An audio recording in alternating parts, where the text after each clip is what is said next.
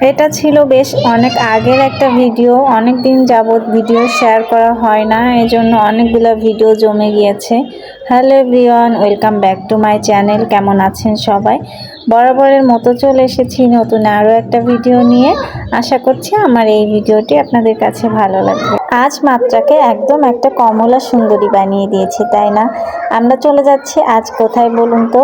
আজ যাচ্ছি ঘুড়ি উৎসবে। এটা ছিল আমার ফার্স্ট অভিজ্ঞতা। এর আগে আমি কখনোই ঘুড়ি উৎসবে যাই নাই। এটা ফরিদপুরের অষ্টম ঘুড়ি উৎসব। এখানে নাকি অনেক লোকজন হয়। চলুন তবে দেখি আসলেই কি লোকজন হয়। যেহেতু এটা আমার প্রথম অভিজ্ঞতা ছিল, আর সব কিছুর প্রথম অভিজ্ঞতা কিন্তু বেশ ভালো ইন্টারেস্টিং হয়, তাই না?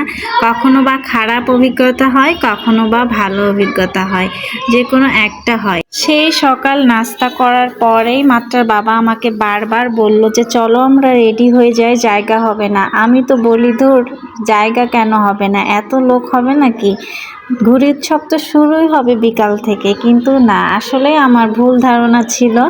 ঘুড়ি উৎসব বিকাল থেকে শুরু হলেও লোকজন আসা যাওয়া শুরু করেছে কিন্তু সেই সকাল থেকে। আমরা বের হয়েছি একদম দুপুরে লাঞ্চ করে। তো আমরা বের হতে হতে 2টা মতো বেজে গিয়েছিল। তখন অবশ্য লোকের সমাগম একটু কম ছিল, কিন্তু যখন আস্তে আস্তে বিকাল হচ্ছিল তখন এত পরিমাণ লোক, আমি আগে এত লোক দেখি নাই। যে ঘুড়ি উৎসব যে কেমন হয় সেটা আমার ধারণার বাহিরে ছিল, মানে এটা নিয়ে আমার কোনো এক্সপিরিয়েন্স ছিল না, বা আমি কোনো ভিডিও কখনো দেখি নাই।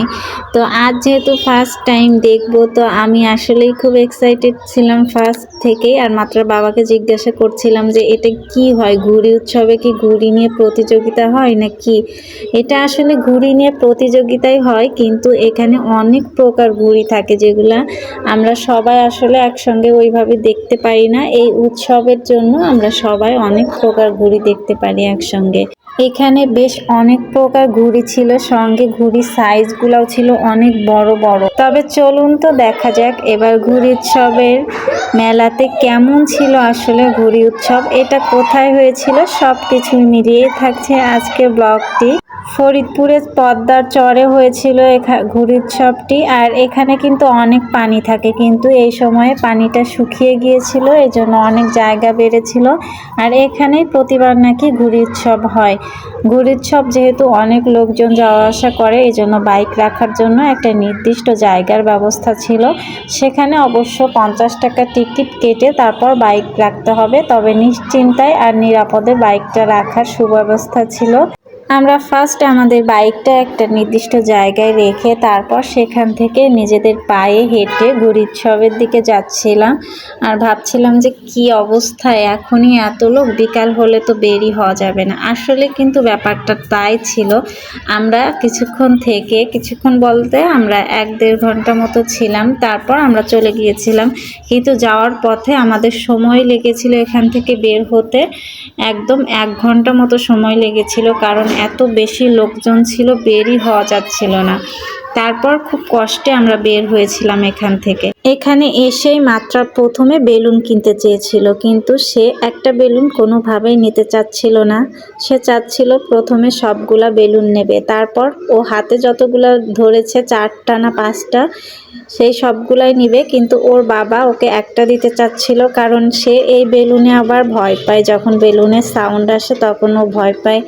সেটা আমরা ওকে বারবার বুঝাচ্ছিলাম, কারণ এই বেলুন ওর আগেও ছিল, সেটা দেখে ও ভয় পেত। তারপর আমরা ওকে একটা বেলুনই দিতে সক্ষম হয়েছি, কারণ মাত্রা বেশ ভালো আছে, মানে ভদ্র টাইপের হয় আর কি। বাহিরে গেলে ওকে ও খুব কেনার জন্য কোনো কিছু নিয়ে জোরাজুরি করে না, আমরা যেটা দিতে চাই সেটাই নিতে চাই সে। তারপর ওকে অনেক কষ্টে বলতে ওকে বুঝিয়ে একটা বেলুন দিতে পেরেছি আমরা, ও কান্নাকাটি করে নাই।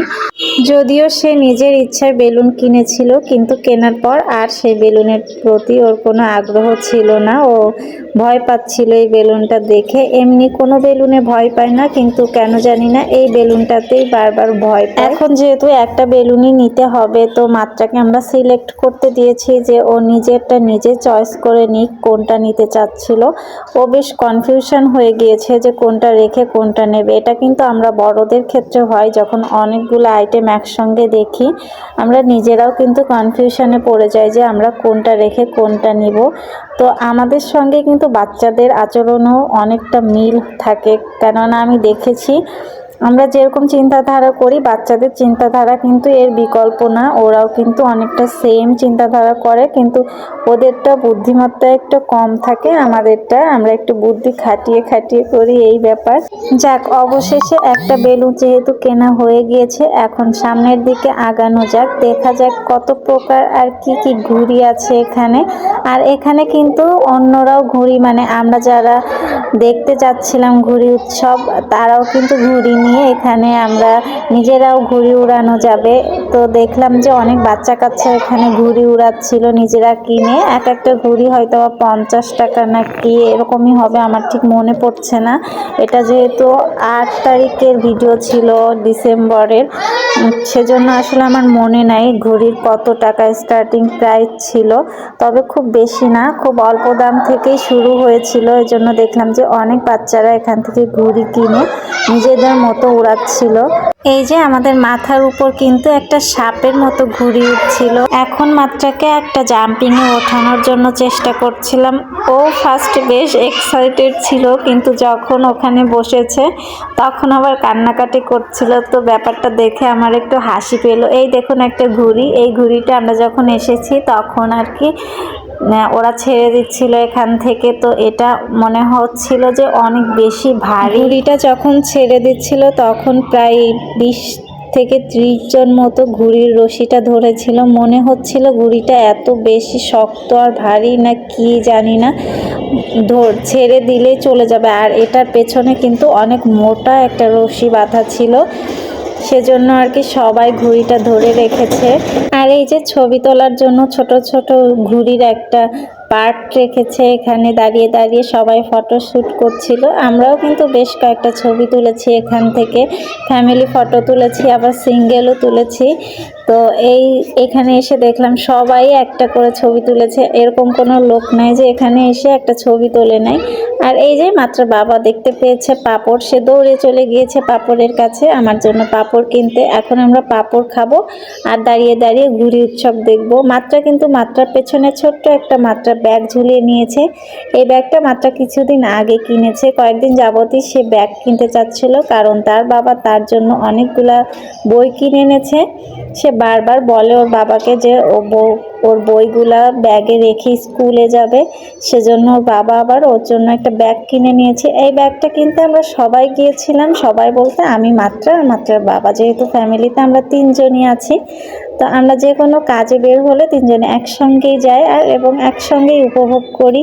এই যে ঘুড়িটা উড়ে যাচ্ছে, দেখেই বোঝা যাচ্ছে। আপনারা দূর থেকে কেমন দেখছেন জানি না, কিন্তু আমরা সরাসরি দেখেছিলাম।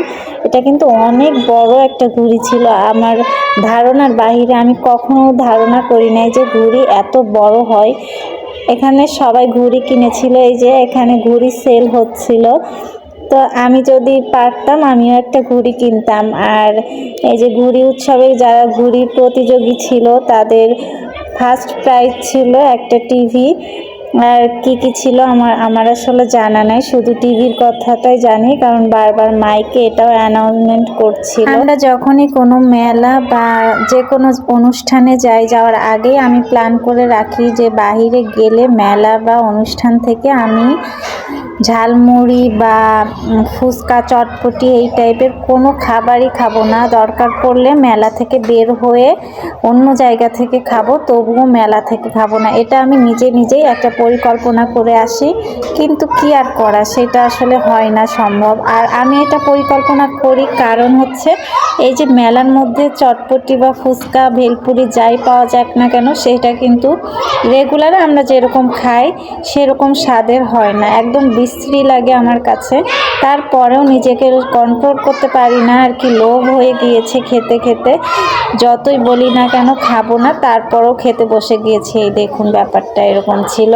ভেলপুরিটা নিয়েই তো আমার মুখটা একদম নষ্ট হয়ে গিয়েছে, ডাউলটা নষ্ট ছিল পুরা, সেজন্য আমরা রেখে দিয়েছি। আমি একটা খেয়েছি, মানে মুখে নেওয়া হয়ে গিয়েছে, ওনার সামনে তো আর বের করে দেওয়া যায় না, এজন্য কষ্ট হলেও একটু চিবিয়ে চিবিয়ে খেয়ে নিয়েছি। আর মাত্র বাবা একটা খেয়েছে, আর দুইটা আমরা ওনাকে ব্যাক করে দিয়েছি।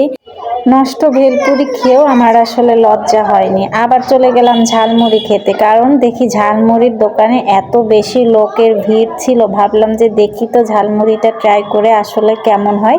তবে যাই হোক, ঝালমুড়িটা কিন্তু বেশ মজার ছিল, আমি বেশ তৃপ্তি করে খেয়েছি। আর মাত্র বাবা কেন জানি না খায় নাই, সে ভেবেছিল যে এটা মনে হয় ভেলপুরির মতোই হবে, যদিও আমি তাকে বারবার বলেছি যে এটা কিন্তু মজা, ভেলপুরির মতো না, তারপরেও সে ভয় পাচ্ছিল। যাই হোক, আমি খেয়ে নিয়েছি সম্পূর্ণটাই, আর মাত্রাকে মাঝে মাঝে একটু দিয়েছি। ওর দেখুন ঝাল লাগছে না, ওর আবার এগুলাতে ঝাল লাগে না, শুধু ভাত খেতে গেলেই ওর যত ঝাল লাগে।